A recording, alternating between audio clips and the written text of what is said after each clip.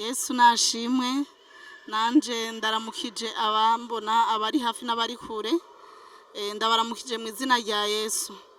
Jewe kubatanzi nitwa igira uko ishaka Emeline nsengera mu ishengero rya Pentecote ryo ubwiriza bwa Dorsale nkaba mba aha mu Gihosha. Rero uyu munsi ngiri ubuntu bwo kugira ngo nshimire Imana ku bitangaza bikomeye yankoreye. Hari itariki zitatu aho je nagira isanganya n'umuryango wanje wose. Zari itariki 31 niho z'ukwa mbere niho twaduga tuja mu Ruyigi. Tunagishikayo mbere abasuma baratwiba ibintu byose twagemuye, baradebloka imodoka, bari ibi bintu byose. Rero nukuvuga tumaze tubimenya amasaha agiye, turababara tuba ahantu twijiriwe nyene tubabaye nyene.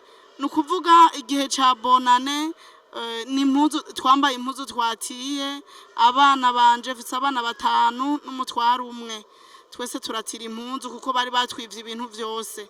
Hama rero mu nyuma turabaho, ariko itariki zitatu dutegura kumanuka i Bujumbura. Tumaze kumanuka twaraje neza, twatekeye ibintu byose neza, turava mu Ruyigi turashika Gitega amahoro. Dutanguye dutanguye Gitega Bujumbura, niho rero twabandanye tugeze i Bugarama turahaza neza. Ariko rero mu nyuma twarenze i Bugarama tugomba dutangure gushika muri Rirare, ntangura kubona umutwara ariko aranyaruka cane, tugenda dusimbagurika. Ndamuhamagara ndamubwira nti kuri kuragenda cane kandi turi kumwe n'umuryango n'abana bose. Ariko umutware ntiyigeze ambwira ati ndagize ikibazo, Frere yacitse, yabanje kugwana urugamba ari wenyene. Hama rero haragera igihe tugera ahantu mwibarabara, mbona ahantu ibeni ngira yaciye ifise amabuye menshi, amabuye aseseka mwibarabara. Aho hantu ya modoka icica kuri ya mabuye isimbagurika dukubita imitwe hejuru. Ndabwira umutware wanje nti nukuri menya ko turi kumwe n'abana. Muri ako kanya cambwira ati senga Imana, senga Imana. Ahubwo senga Imana, reka kumpamagara, senga Imana, senga Imana, Frere yacitse.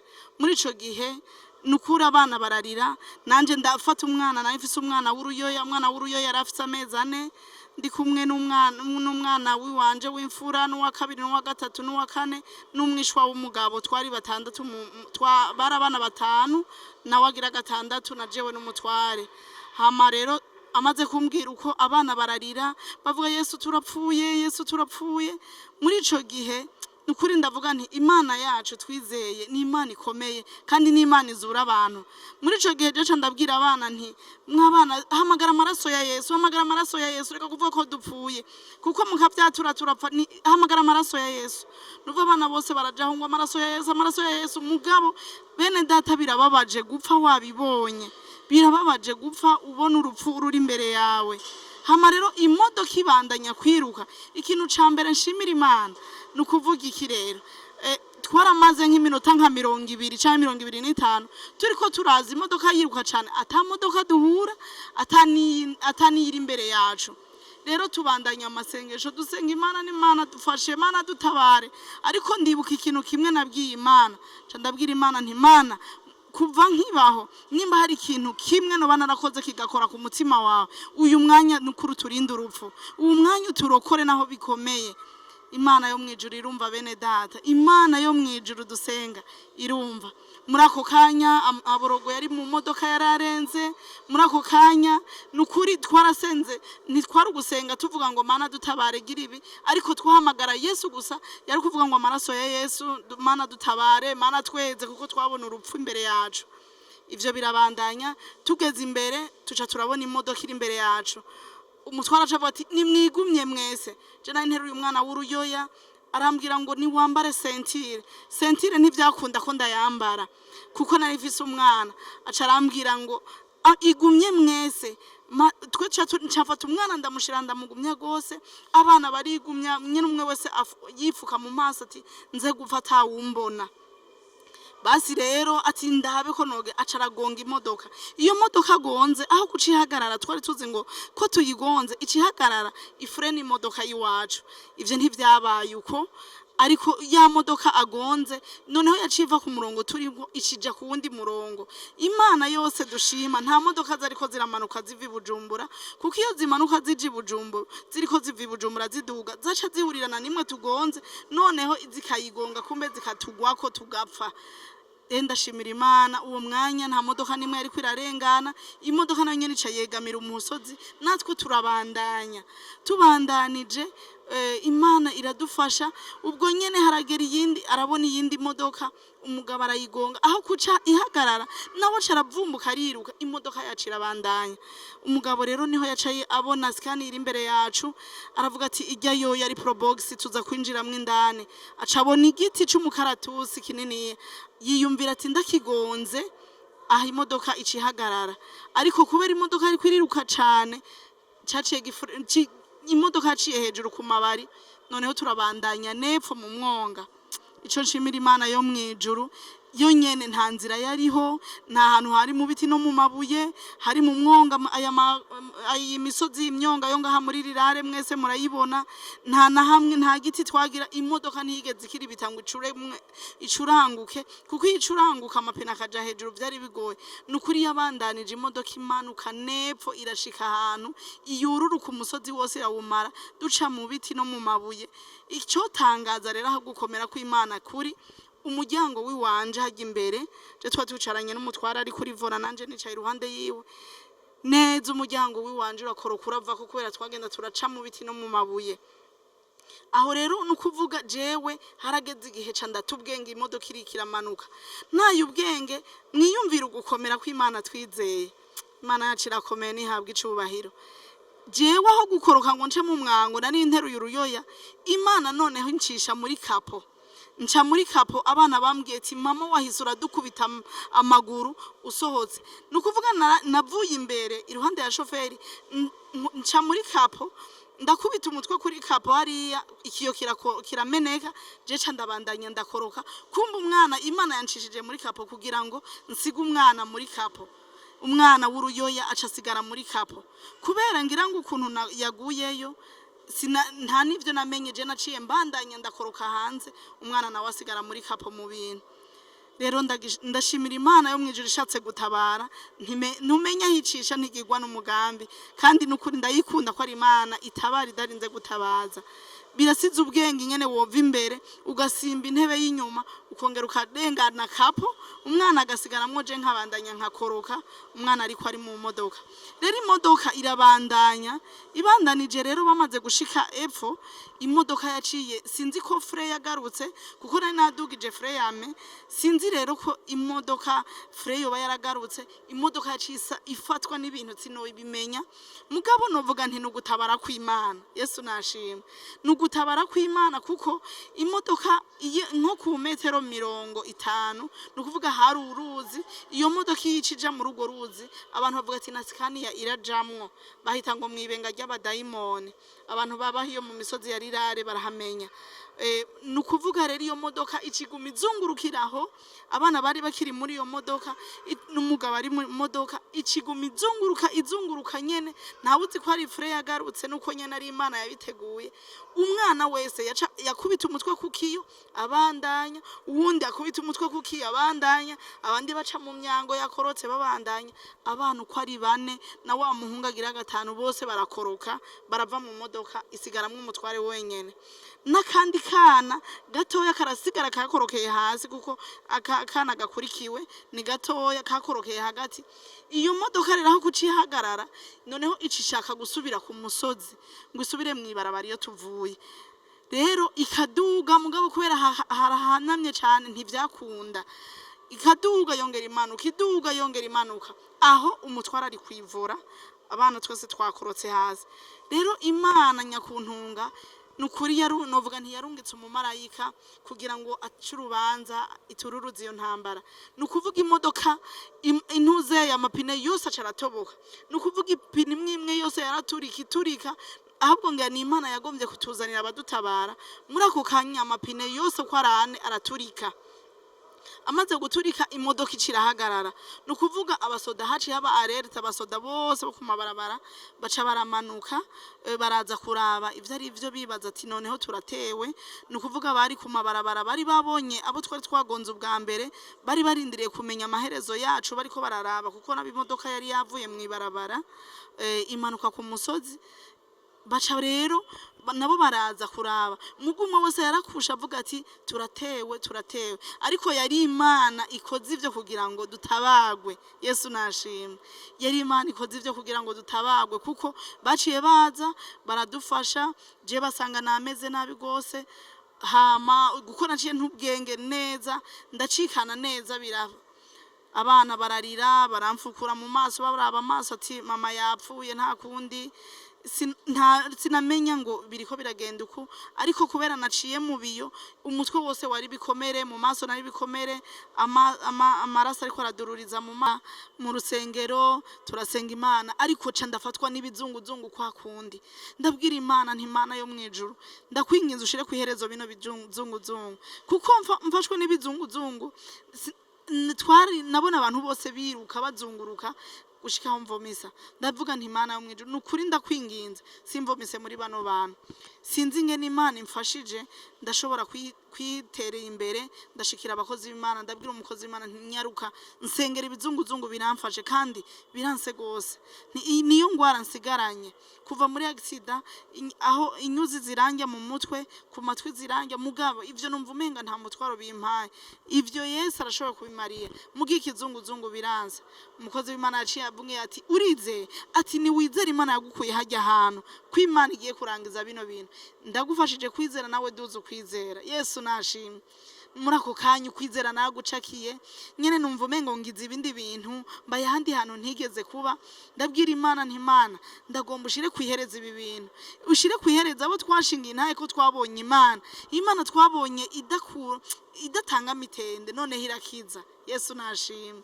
Nukuri Imana irabikora umukozi w'Imana aransengera arangije kunsengera nsubira mu kibanza rero ico nshimira Imana yacira gahora Mana sifize ico noguha ariko nabwiye Imana nti nzogukorera kandi nzogira umwete wo kugukorera no gushitsa ivyo nasezeranye nukuvuga ako kanya narasubiye mu ntebe baratubwira dutazira Imana ndatazira Imana mvuga nti ndagushima Mana ko wankijije Imana none hirabikora nukuri kuva ku wa kane ibizunguzungira bimarira ndaryama narifitse ikibazo cyo kuryama kuko ndyamye none ibizunguzungu vyazirana umenga nuko ndyamye ndaryama kwihindukiza cari kibazo kuko naca numva umenga njanye n'igitanda numva ndaryama mwijoro ndavyuka ndanasenga ndashima Imana Imana ndagushimiye ko nakize ibizunguzungu kuwa gatanu ndagaruka mu masengesho nkomeye kuwa gatandatu kugeza n'uyu munsi ndashima Imana ko nkomeye rero ikindi naco nshimira Imana nukuri kubona radio na televiziyo batugendeye uyu munsi wo kushinga intahe nukuri nari nagisezeranye Imana ndavuga nti nzoshingira intahe nukuvuga bene data bose bamenye ko hari Imana ikomeye Imana twizeye atari umuntu Imana twizeye itabara itarinze gutabaza nukuri byari bigoye kuko aho twari tembagara sinari gutabaza umutware kuko nawe yaragoye ugwiwe sinari gutabaza abana nabo bari bahanzwe n'ivyabo nukuvuga umwe wese yambaza Imana yiwe rero ndashimiye Imana yarankijije Imana yampaye ubuzima nayamenyane ndazi ko Imana igiye kuyihagarika neza nkasubira gufungura uko nahora rero ndashimiye Imana inyuzi zo mu mutwe barazikuyemwo byari byagoranye Imana yampaye gukomera Imana iramfasha rero nukuvuga uwo mwana nawe mutoya bari bashize kwisima umuganga kugira ntibanci ivutu barambwira ati yagize akantu k'agafisire si ibintu vya cane nanje ndavyizera uko barambwiye ngo inyuma y'indwi zitatu ndazi kwigufa rizoba ryafatanye nanje ndavyizera uko inyuma y'indwi zitatu ziheze twarasubije y'umwana dusanga igufa ntirirafatana yo ndabwira Imana nti Imana yo mwijuru baca barasubira batwongera indwi zibiri Imana yo mwijuru nukuri ndasavye ufatanyira igufa ivyo abaganga bokora ivyo abantu bovuga byose vyogorana nukuri byari bigoye kuko umwana yararushe cyane, kuryama cyari ikibazo kuko isima ica mu nda no mu mugongo no ku maguru ntibyari byoroshe cyane. Ariko Imana yo mwijuru ndavuga nti Imana uraba uburuhe bw'uwo mwana, urabe n'uburuhe natwe dufise, udutabare. Imana yo mwijuru n'ukuri ntiyabitebeje, baca barambwira ati uzoze basi kuwa gatanu. Ariko mugaca ndavuga nti umuganga umenga abonye ko twarushe, abonye ko tubabaye, akaca ambwira kuwa gatanu. Kwambwiye kuwa gatanu reka nanje nongere ku wundi. Rero ca ndongera ko uwundi wa mbere nanje ca ndagenda kuwa gatanu. Basi rero bashimaze gupima basanga umwana igufa ryarafatanye.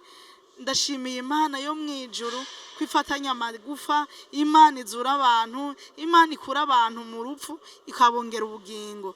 Rero novuga nti ndashimiye Imana yo mwijuru ko yaturinze urupfu ikatuzigama turi umuryango. Satani yagomba ko dupfa ahubwo twibagiranwa twese, ariko Imana yo mwijuru ihabwa icubahiro, ihabwa icubahiro ishigwe hejuru kuko niyo yashoboye kudutabara itwongera ubuzima. Umutware wanje ariho, jewe ndiho, abana banje batanu bariho, n'uwo mwico w'umugabo ariho. Nukuri turashimiye Imana cyane.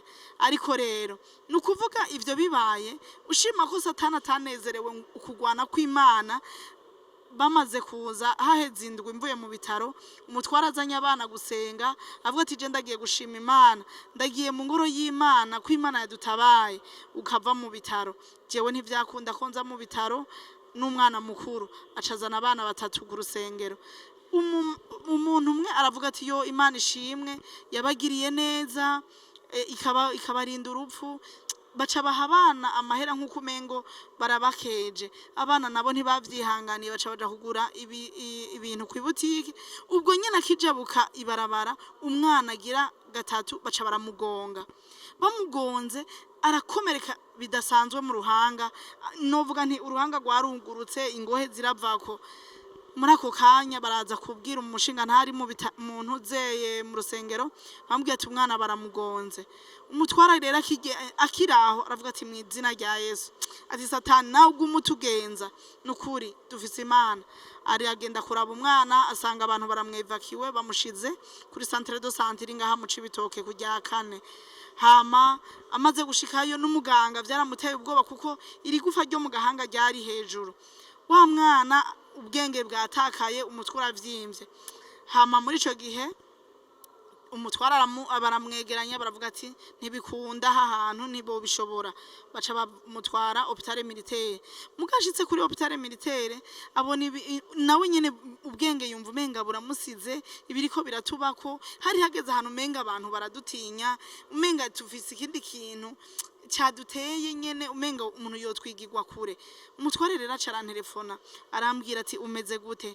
Ndavuga nti je ndashima Imana numva meze neza.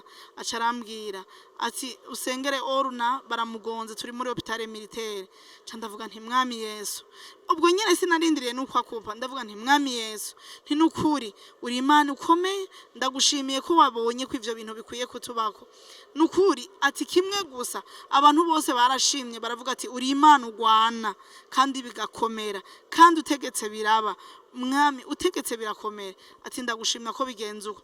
Iconzi coco ati ndagushima ko warinzikiriye mu rugo rwanje, ivyo ndabigushimiye. Uwo mwanya ca ndavuga nti amen. Ngize ngo ndavyuka umutwe sinegura, muganda ndavuga nti ngomba ngende. Ngize ngo mpaguruke ibizunguzungu biranka. Hama rero muri ico gihe ndavuga nti ndonderera déplacement. Bamaze kundonderera déplacement ndagenda kuri hôpital militaire. Shitse ndasengera umwana. Mugaca ngira agahinda gakomeye mu mutima, ndavuga nti Mana yo mwijuru nukuri ndakwinginze maze kubona ico gikomere uturindikiriye mu rugo. Abantu barashimye Imana baravuga ati twabonye ugukomera, twabonye Imana ya Emmanuel na Emeline, twabonye iyo Mana. Mana nukuri uturindikiriye abantu nibaze kuvuga ngo ya Mana yabanani yarabashoboye kuba zura hari yabagize accident n'imodoka inanirwe n'imoto. Rero Mana yo mwijuru ati ndakwinginze ukora ibitangaza. Aho nyene muri hôpital militaire umudokiteri acaraza, bari bavuze ati twibaza ko igufa ryashikiriwe. Umushiririje araza acavuga ati igufa rimeze neza. Yesu nashimye. Ati muvyeyi igufa rimeze neza n'ushima Imana, atabwo niba mushone. bari bamushizemo serumo barashona umwana bigenda neza, ku mugoroba umwana turamutahana ari muzima. Rero ico nshimira Imana, umwana yarakize, baramukuye mu inyuzi, jewe narakize, twese mu rugo turamahoro. Turashimiye Imana yo mwijuru itabara itarinze gutabaza. Twabonye Imana ikomeye. Nagomba mvuga iki? Umuntu wese naho woba uri mu kibazo kingana gute, usenga Imana, utabaze Yesu. Nabonye ari uwo gutabaza. Wotabaza mama wawe ntaca aseruka, ugatabaza umugabo ntanze, ugatabaza papa wawe canke abo wibaza ko bakomeye. Ariko Imana yo mwijuru, Imana itabarira, Imana iragutabara hahandi nyene abantu bavuga ati birakomeye. Twarabonye Imana. Rero ndashimiye Imana yo mwijuru yatwongeye ubuzima. Ndashimiye Imana ko nasubiye kubona ishengero ry'Imana, nasubiye kubona abantu. Ubu mu rugo turakwiye. Yesu nashimwe cyane. Ariko ikindi naco novuga kuri iki cya accident nyene, kuko nukuvuga twari twaguye kure, kuko depaneze zaragiye ari zitatu, zirananirwa gukura imodoka. Baravuga ati nukuri imodoka iri mu kuzimu ntitubishoboye, amahera arabananira kurya. Rero depaneze ryari mu minsi heze bararonka, niho baronka depaneze bavuga ngo ni ya mbere mu Burundi, iragendera kura y'imodoka. Nayo nyene yiriwe y'umunsi wose, imodoka baca barayikurayo bayigeza hejuru ku ikaburimbo nko mu masaha ya 11. Imodoka icimara iminsi iri harya. Umva ko bitari byoroshe, aho depaneze zinaniwe zose ati ntitubishoboye. Rero ndashimiye Imana yo mwijuru, ahantu depaneze itashika Yesu yarahashitse, ahantu umuntu wese abona ko bidashoboka. Abantu n'ubu bavuze bati nukuri niho tukibona ko Imana iriho. N'abantu batizera bavuze ati twabonye Imana. Ati nukuri bamwe bavuga ati nimba bataroga, nimba bataja mu bapfumu, Imana yabiriho. Ati dufise Imana ikomeye, Imana izura. Rero ndashimiye Imana, ndashimiye Imana yaturinze urupfu, ikarindikiriyo, ikarinda abavyeyi bacu kwikorera amaboko, kuko kubura umuryango w'abantu w'abana 5 n'umumama n'umupapa ni ibintu bitoroshe. Rero ndashimiye Imana yatwongeye iminsi. Ego reka dushima Imana, dusenga Imana yatwongeye iminsi. Nukuri umuntu wese yumve intahe nawe amenye ko dufise Imana ikomeye. Turashimiye Imana ikomeye cyane. Yesu Kristo umwami n'umukiza wacu, turakengurutse ingene utubera Imana ijoro n'umurango. Turagushimiye kuko ijambo ryawe ritubwira ngo twegereye kuruta uko impuzu zitwegereye, kandi bavuze ngo mpamagara ndakwitaba. Nawe Mana turagushimiye ko twaguhamagaye aho fure yari yacitse, tudatabaza abavyeyi, tudatabaza umuntu wese. Mwami Yesu, turi mu gatengo wewe ugikorera imirimo. Turagushimiye ko watuzuye hariya ukadukura muri kiriya gishimo Mana. Turagushimiye ko watwongeye ubugingo, ukatwongera iminsi yo kubaho. Rero Mwami twavuze ngo tuzogukorera, uradushoboza kugukorera. Dasengeye n'abandi bantu bafise ibibazo bihebuye. Mana yo mwijuru niba kwizere nk'umwami n'umukiza, kuko urakizura Imana ikomeye. Urakoze rero Mwami Yesu, abazumviye intahe izibagira aho bakuye naho bashikanye nyakubahwa. Nuko urakoze nyakubahwa, urakoze ko ari wuzura, urakoze Yesu kukomeye, urakoze kugira neza. Turagushimiye imbabazi n'ubuntu byawe ko ari byo bitugize. Urakoze ubuntu bwawe bushishikare kubana natwe, tubisenze mu izina ryawe gera Yesu. Amen.